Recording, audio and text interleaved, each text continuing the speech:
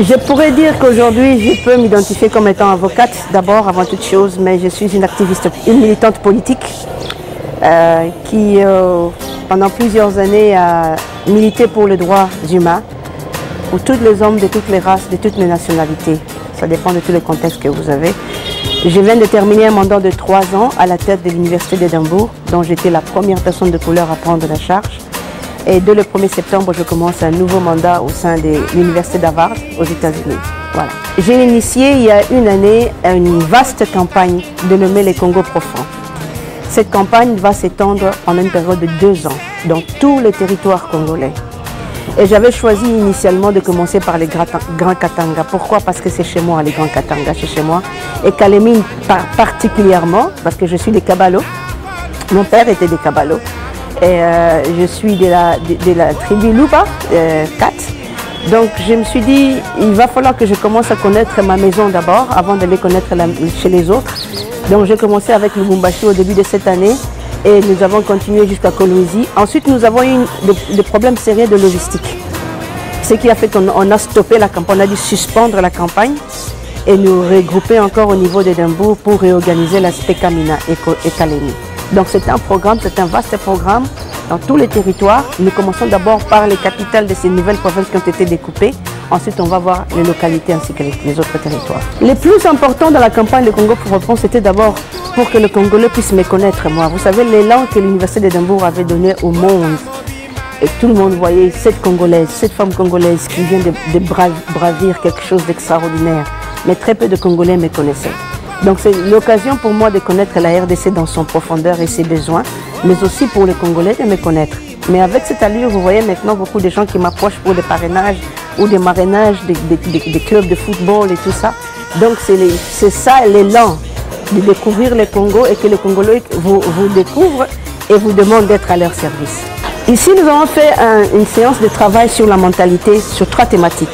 Le premier, la justice. Le deuxième, le respect. Et le troisième, c'était la dignité. Moi, je voulais que mes candidats volontaires qui se sont portés volontaires pour venir travailler au sein de l'organisation, qu'ils me disent ce qu'ils comprennent par ces 3 termes.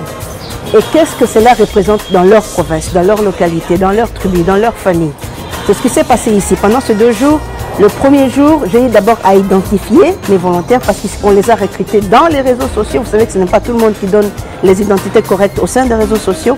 Nous les avons identifiés. Malgré cela, déjà de notre côté au Royaume, nous avons sélectionné les profils des candidats. Et ensuite, nous les avons écoutés par rapport à leur capacité, par rapport à leur contexte, comment ils peuvent définir ces 3 termes. Et le dernier jour, moi, j'ai partagé mon expérience sur la découverte du respect, de la dignité et de la justice partout où je suis allée dans le monde. Et c'était pratiquement ce que nous avons fait pendant ces 2 jours. Et comme je vous ai dit, nous avons voulu terminer les Grands Katanga au mois d'avril. Les questions de logistique ont été très difficiles pour nous. Moi, personnellement, avec ma santé, j'ai eu beaucoup de difficultés à m'adapter. Le soleil, il fait très chaud ici pour moi. Et pendant des années, j'ai vécu dans un pays très froid. Je me demande, j'ai fait face à des vaccinations parce qu'il y a des maladies qui, là où j'habite, sont déjà éradiquées mais qui continuent à circuler ici. Donc pour moi déjà c'était un grand challenge, mais cette fois-ci nous devions avoir le temps de bien préparer pour que nous soyons ici en bonne santé, nous nous retrouvons en bonne santé, nous rentrons aussi chez nous en bonne santé. Donc il y a eu beaucoup de challenges dans lesquels nous devions faire face par rapport à cela. D'abord c'est ce mécanisme de face à face que nous avons créé. Cette discussion de bouche à l'oreille directe avec la population. Alors, on ne peut pas avoir toute la population. Il faut compter que ceux-là qui ont cru en nous, qui ont suivi notre parcours, ont décidé de venir s'asseoir avec nous tout autour de la table. Ça, c'est un premier parcours. Le parcours de l'identification, de l'identité, de la connaissance, de l'échange entre nous. Je dois aussi avouer qu'il y aura une implication politique à un certain niveau, mais pas tout de suite. Pas tout de suite. Moi, ce qui m'intéresse pour le moment, c'est le social, c'est l'humanitaire, de ce qui se passe ici. Comment est-ce que la vie sociale dans la cité, qui est la politique en réalité, est organisée pour nos jeunes qui doivent prendre la relève dans ce pays. Moi, je trouverai les leaders au sein de cette jeunesse que j'ai recrutée. Les leaders qui certainement m'accompagneront sur un plan politique à un niveau ou à un autre, mais pas immédiatement. De mon parcours, c'est le fait que j'ai émergé dans un endroit où il était impossible d'émerger. J'ai émergé dans un contexte où je n'étais pas la bienvenue. J'ai cru en moi-même. Et ça, c'était le plus grand exercice. Tout autour de moi, on me disait, vous êtes une femme noire, vous venez d'Afrique, votre éducation n'est pas reconnue, les études que vous avez faites en Afrique ne sont pas reconnues. Et je n'ai pas abandonné. J'ai persisté, mais je suis restée très disciplinée. L'une des choses que j'ai partagées avec les jeunes ici, c'est la discipline dans ce que vous faites. Très disciplinée. J'ai cru en moi-même et que personne ne vous dise que vous ne pouvez jamais réussir. Ne dites que je ne pourrai jamais réussir. Toujours essayer. Et je me souviens que je suis tombée, retombée, retombée 6-7 fois. Mais j'ai réussi à me relever, je continue mon chemin. Et c'est ça l'inspiration que je voudrais partager avec ces jeunes gens ici qui sont dans des situations très difficiles. J'ai écouté des témoignages de personnes ici qui sont entrées en prison. Ils n'ont rien fait. Ils sont en prison depuis 2 ans, 3 ans. La justice dans ce pays a un problème très profond. Et je crois que même si c'est institutionnalisé, dans la réalité de ma vie de tous les jours à l'étranger, j'ai vécu aussi cette injustice, cette discrimination. Mais ça ne m'a pas exclu. Je continue ce que je faisais. Je crois que j'avais fait cette annonce il y a 2 ans. J'ai fait un communiqué de presse il y a 2 ans que j'avais l'intention de me lancer en politique en 2026, pas tout de suite. Vraiment, cette ambition de m'impliquer dans la vie politique, il aura lieu, que je le veuille ou pas, d'une manière ou d'une autre. Bien sûr qu'on doit créer un parti qui sera créé. Mais comme je l'ai dit, j'aimerais amener une manière de gérer la vie sociale dans la cité qui est la politique très différente de ce que vous avez vu dans ce pays. J'aimerais amener une originalité qui sera très très différente. Mais ce qui est très important pour moi, c'est la réélévation de la mentalité, la réélévation de la vie sociale des individus. C'est ce qui est très important pour moi. Et si cette phase-là, politique, peut être retardée parce que j'ai l'impression que je n'ai pas encore atteint ça, je pourrais faire ça. Donc je pense que ma grande réalité, ma grande priorité, c'est le social et la mentalité. Oh mon Dieu, il y a beaucoup de choses qui m'ont révolté ici. Beaucoup, beaucoup. Parlons d'abord du respect. Vous savez, les leaders politiques ont la responsabilité de respecter leur population. J'étais à Kamina, où j'ai vu des individus, une population entière, vivre une vie primitive et sédentaire.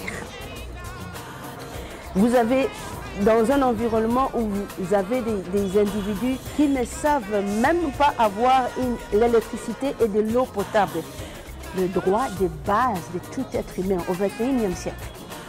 À Kamina, il n'y en a pas.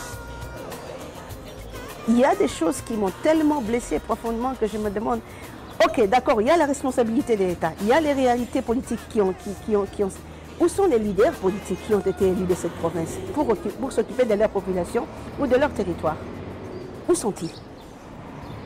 À Lubumbashi, qu'est-ce que moi j'ai vu? J'ai vu des jeunes être instrumentalisés dans la politique, sans pouvoir avoir une formation, une éducation appropriée dans cette instrumentalisation dans laquelle ils sont assujettis.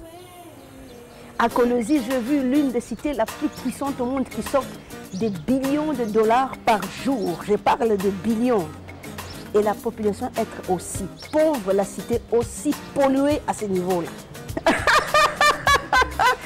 Vous savez, c'est très complexe et c'est très immature pour moi au point où nous en sommes en 2024 aujourd'hui, dire que je serai candidat en 2028. Ce serait vraiment irresponsable de faire ça. Mais ce qui est certain, c'est que j'aurai certainement des ambitions politiques très significatives et certainement une majorité parlementaire à Kinshasa. Ça, c'est quelque chose que j'aimerais avoir à tout prix. Ce qui va arriver, c'est ce qui va arriver. Mais je ne peux pas dire aujourd'hui que je vise la présidence de la République tout de suite. Ce serait vraiment irresponsable. Depuis Lubumbashi, j'ai rencontré beaucoup de leaders des Kabalo. Hier soir aussi, j'ai rencontré certains des leaders des Kabalo. Vous avez toujours le même prétexte. Madame s'est enclavée. Madame, l'État ne fait pas son travail. Madame, écoutez. Il y a une part de responsabilité dans tout citoyen dans son propre pays. Que vous soyez politique, que vous ne soyez pas politique, il y a toujours une part de responsabilité pour tout citoyen. J'espère que quand je vais arriver à Kabalo, je serai en mesure de comprendre exactement qu'est-ce qui s'est passé à Kabalo. Je sais que cette partie de Tanganyika a été sujet de beaucoup d'influences de guerre qui reviennent, et c'est très difficile de construire dans un contexte comme ça. Donc on va voir les réalités de là. Mais quand je suis au Royaume-Uni, ou même quand je suis à Kinshasa, ils sont très nombreux les leaders de Kabalo. Ils sont très bien installés à Kinshasa. Et j'ai toujours le même discours. Si vous ne pouvez pas balayer votre propre maison, comment est-ce que vous l'allez balayer ailleurs? Et je n'ai jamais caché ça à qui que ce soit. Ce que moi j'ai fait au profit de la RDC, c'est ce que j'ai élevé le drapeau de ces pays pendant qu'ils dormaient partout ailleurs dans le monde. Aujourd'hui, on pointe du doigt la RDC pour le travail que j'ai fait à l'extérieur du pays. Quand je suis devenue rectrice de l'université de Nambour, des milliers de personnes n'ont pas cru un seul instant qu'une femme d'une intelligence que la mienne pouvait être à la tête d'une institution internationale parce que j'étais de nationalité congolaise. Ça, je ne sais pas combien de Congolais ont fait ça. Ah ça, en tout cas, être rectrice de l'université de Nambour, ce n'est pas arrivé par une magie. C'est l'accumulation des 27 ans de lutte pour le droit de l'homme. Ce n'est pas un matin que je me suis réveillée que je suis devenue rectrice de l'université de Nambour. Je suis arrivée en Écosse, c'était 10 ans après que je suis devenue rectrice de l'université. Et pendant ces 10 ans, j'ai relevé les profils de la RDC pour les faire connaître aux institutions internationales qui sont basées à Édimbourg, qui sont les premières institutions internationales des profils d'État à travers le monde. Je suis arrivée dans les institutions où on disait que la capitale de la RDC c'était Bujumbura. Il a fallu que je passe des journées, des nuits entières à retravailler le contenu de ces institutions pour représenter les profils de mon université et de mon pays. Le travail que moi j'ai fait, je n'ai pas été payée pour ça. Mais j'ai une telle fierté aujourd'hui de me mettre debout devant le concert du monde et de dire que moi j'ai élevé les drapeaux de mon pays plus que n'importe qui dans ce pays. Et j'aimerais attendre quelqu'un qui va me défier par rapport à ça. Par rapport au contenu de l'intelligence, du profil et de la dignité de ce peuple. Sur le plan international. Ça c'est quelque chose, je le dis sans embâche. Je suis devenue rectrice de l'université d'Édimbourg surtout parce que les Écossais voulaient que je devienne à la tête de l'université à cause de la personne que j'étais par rapport au pays, l'Écosse, le Grand Écosse. J'ai réuni les différents qu'il y avait dans ce pays. J'ai combattu les racismes qui, à un moment donné, a failli prendre ma vie. Et les Écossais ont trouvé en moi un catalyseur de paix. Et je voudrais jouer le même rôle pour ce pays. Et je ne pourrai jamais le faire sans vous autres ici. Je dois le faire avec vous tous, ensemble. Les Congolais vont me faire confiance au fur et à mesure que je m'approche d'eux, que je travaille avec eux étroitement. Ils vont me découvrir avec ce contact que j'ai fait avec eux progressivement. Ça va prendre du temps, ça va prendre 2 ans, ça va prendre 3 ans. C'est ce qui est plus important pour moi. C'est d'approcher les Congolais, que les Congolais me découvrent, qu'ils découvrent ce qu'il y a là, dans ma tête. Mon expérience, ce que j'ai vécu, et que je puisse leur inculquer ce que moi j'ai vécu. Et ensuite, ils vont inculquer aux autres. C'est ça la marche de la révolution. Ce ne sont pas les armes. Retenez ça. La marche de la révolution est là. Ce n'est pas dans les armes. Je ne m'en laisserai ni à l'opposition ni au pouvoir. Je suis congolais, je suis l'enfant de la RDC. Je vais participer à la vie politique en tant qu'actrice de la RDC. C'est tout simplement ça. Ni à l'opposition, ni au pouvoir. Je suis au centre. Quand même, il y a une vie ici, comparé à ce qu'on a vu à Kamina, où il n'y avait pas de vie. Alors, pas du tout. Mais les caniveaux ici, c'est un problème à Calémie. Vous avez les maladies devant la porte. Là. Et quand je regarde ces caniveaux, vous avez la malaria, la fièvre typhoïde et la tuberculose. Une personne âgée atteinte de tuberculose ne sera jamais guérie de la tuberculose jusqu'à ce que la tuberculose le tue. C'est ça l'effet de la tuberculose. Et c'est là, dans les caniveaux. Une autre chose que j'ai vue, vous avez la route principale qui est quand même assez impressionnante, mais j'encouragerais ceux qui dirigent cette province, pas d'asphalter, mais de faire des routes secondaires accessibles. Parce que j'ai vu que vous avez des routes secondaires qui contournent aussi facilement, mais ils ne sont pas accessibles. J'ai ma gorge qui fait très mal, hein, parce que j'ai vu ces routes-là. Donc s'il faudrait peut-être les rendre accessibles, parce que je comprends les coûts, et avec le temps les moderniser, ce serait une très bonne chose. Alors ma recommandation pour Calémie, c'est d'abord les caniveaux. Videz les caniveaux, parce que ça c'est la mort.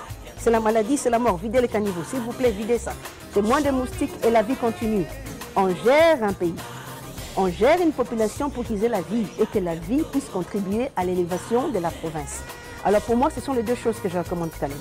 Écoutez, j'ai eu beaucoup de demandes de parrainage. Aujourd'hui, je suis marraine d'une équipe de football à Lubumbashi, le FC Lupopo. Je suis marraine du Genocost. Je suis marraine des CIC. c'est beaucoup de parrainages que tout le monde voudrait que je prenne. J'ai l'impression que la mentalité ici, c'est que quand vous êtes parrain, c'est sortir de l'argent, sortir de l'argent. Ce n'est pas ma vision comme ça. J'ai une autre vision d'être patron ou marraine de quelque chose. Mais ce que j'aimerais dire aux Congolais, j'ai vu votre souffrance. La souffrance que j'ai vue à Kamina, et j'ai même lancé un cri d'alarme pour ça. Ça m'a vraiment estomaqué. Il va falloir que les leaders que nous choisissons, que nous les populations, lorsque nous avons l'opportunité de voter pendant des élections, votons pour les leaders qui peuvent apporter un petit changement dans notre maison, dans notre quartier, dans notre territoire. Il faut absolument choisir des leaders capables. Tout dans ces pays passera si nous formons nos leaders correctement. Et moi, je prépare toute mon équipe en leur préparant tous les jours. Je vais repartir, je vais revenir, je vais établir des leaders, je vais établir des sièges. Je vais préparer les gens avec qui je vais travailler. Alors que les Congolais ne perdent pas espoir. Et je sais aussi qu'il y a de nombreux Congolais partout dans le reste des 25 provinces qui attendent ma visite au Congo, la campagne de Congo profond dans leurs provinces respectives. Je serai là. Nous sommes là jusqu'en 2026. Je serai là. Croyez-moi que j'y serai. Je suis très heureuse de clôturer avec le Grand Katanga aujourd'hui avec vous, gentlemen. Merci d'être ici à Kalemi. C'était très motivant pour moi parce qu'ici c'est chez moi. Vous savez, j'étais au Royaume-Uni pendant 20 ans et tous les jours les racistes me disaient rentre chez toi.